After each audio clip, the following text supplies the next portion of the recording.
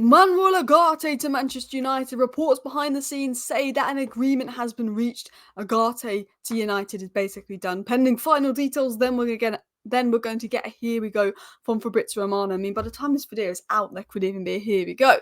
We've got more updates on why the whole Ugarte deal has been stalled. It's actually to do with the Qatar, Jim Ratcliffe kind of feud going on. Some updates on Sancho Casemiro. Wolf Fish is having his medical today, and in fact goes successfully. He'll be sold. We'll get about £2-3 million as well. United could make a surprise move for Robinson at left back. I have to say, there's so much news that has come out this afternoon, in regards to Ugarte, but also the Sancho situation, also the latest on McTominay, the latest on plans ins, the plans outs, lots of midfielders leaving. So please do hit the like button. Of course, subscribe down below if you're new, and I'm going to try and get through as much as I can in 10 minutes. So let's start with the Ugarte news. It's been said by Sky Sports just now. A broad agreement on many aspects of the deal for Manuel Ugarte is now understood to be closed. There was a big gap in valuation earlier in the window, but both clubs have found room to compromise on the price. So Sky are now reporting that the broad agreement is there. They've compromised on the price. So now the broad agreement's there and they've compromised on the price. The final details is, how many years this is going to be paid over. Bish, bash, bosh, done. Here we go. Romano announces that. It was then said by Duncan Castles, who's been very accurate in regards to his Manchester United information. The transfer window, he's actually said stuff that Ornstein has then gone and confirmed the next day. PSG expect a Ugarte deal to be done and also expect to secure the €60 million transfer fee. And I'm going to be honest, if we do cave and give them €60 million after dragging out this long, I will be a bit disappointed. €55 million, we get a slight discount, I'll be happy. But if we give them exactly what they paid for a player that they want to sell after 1 year that didn't have a good season, and we dragged it on this long to give them exactly what they wanted, I will be disappointed in the new regime. But I am very happy with getting the deal over the line.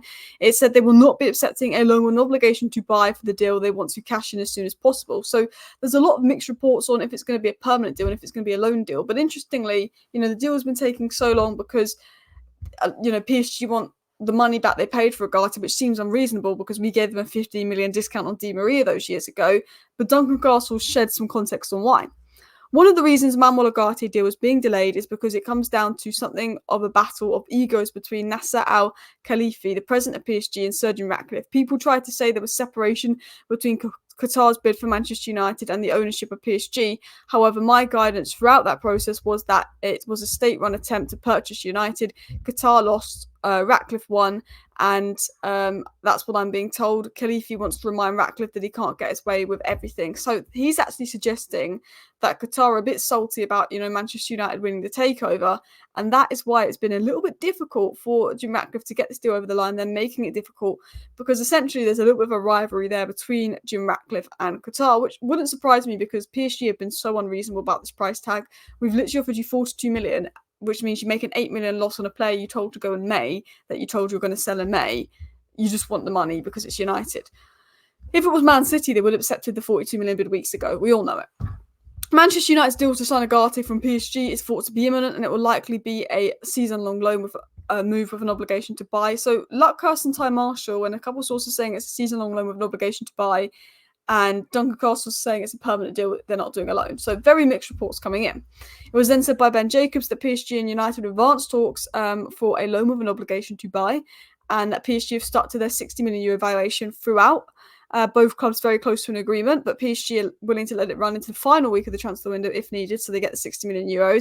And Romano has said Man United and PSG are very close to completing a deal for Ugarte. Negotiations are at the final stages. A positive meeting took place yesterday night, was said by Romano. It was then said by Romano that here we go for Ugarte could be in the next days because United are advancing well. I think it could come today, to be honest. I feel like I'm going to upload this video and 10 minutes later we're going to get here we go, and this video is going to be very outdated within about 10 minutes. Who knows? But I might be wrong. I just feel like with Romano this second retweeting things, replying to comments with like the winky emoji about the situation, considering there's reports behind the scenes that it's essentially done pending a few final details before Romano can do here we go, it could come today. Romano then said what's Ugarte's stance throughout this whole window, and Romano said Ugarte's stance is this. Ugarte's message to PSG this week has been let me go to United. Romano said that Manuel Ugarte has been important in this story. He did his best to push a move to United. He's really, really been insisting. I mean, they told Ugarte in May to find a new club. He's not in the plans and that he can leave. And Ugarte's trying to leave, and they're like not letting him go, even though we gave them £42 million because they want to rinse us of £50 million because they're being knobheads, PSG. It was then said by Romano, my understanding has always been UGARTE number 1, number 2 and number 3 for Manchester United as priority target. I think those reports that United left negotiations for UGARTE to focus on alternatives was a strategy to scare PSG. And all I'm going to say is, if you watched my video where I announced the news from David Ornstein that we walked away from Manuel Ugarte, I said to you guys, I think this is a negotiation tactic and I think we still get Ugarte. There was outrage online, we're not getting Ugarte, we're not getting Ugarte. If you go back to my video from a month ago, 3 weeks ago, I said, I think this is a negotiation tactic. I have a feeling we still get Ugarte. I have confidence we still get Ugarte because I just felt that that was a negotiation tactic at the time and Romano has confirmed that. It was then said by the Manchester Evening News, a loan move for Ugarte wouldn't necessitate the sale of McTominay, but Man United do remain open to offers for Casemiro and Eriksen. Eriksen, I think, will leave. Casemiro's up for sale, but I don't think he'll go anywhere. Man United want a good fee for McTominay. We have to wait and see what happens with Napoli. Romano said Sancho's chance of staying or leaving United is very 50-50 at this stage. There is an expectation if the Manuel Ugarte deal goes through, PSG will then make a move for Jadon Sancho potentially. But again, it's just rumours going around behind the scenes that that could be the case. But who knows as well. I'm mid-recording, and I have to say the news has been crazy today in regards to United, and Romano's just dropped this story out of nowhere. United have agreed a deal to sign 2006-born Mali international talent Sekou Kone. Here we go. Kone was on the list of several clubs, but United agreed a deal today.